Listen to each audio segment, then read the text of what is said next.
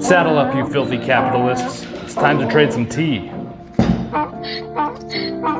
Hey, tea aficionados! Today I thought we'd load up our mules and begin the arduous, months-long journey north to Tibet and try to unload some of these freshly pressed pu'er tea cakes. I hope we can return with some Tibetan ponies for our troubles. The Tea Horse Road, also known as the Cha Ma Dao in Mandarin, was a historic trade route spanning 1,300 years, linking southern Yunnan to Tibet and beyond. It facilitated the exchange of tea, among other goods, while covering daunting terrains and spanning epic distances. Tea is a highly revered product in the region, and it was transported on the backs of mules and caravans through mist-shrouded forests and snow-capped mountains, reaching as far as Lhasa, over 4,000 kilometers away. This ancient collection of routes facilitated trade as well as cultural exchange, connecting distant communities. Today, I just buy my tea a seat on the Concorde to get it to the outside world via DHL, but I have immense respect for the early tea trading pioneers. Would you trade a pony for some tea? I know I would.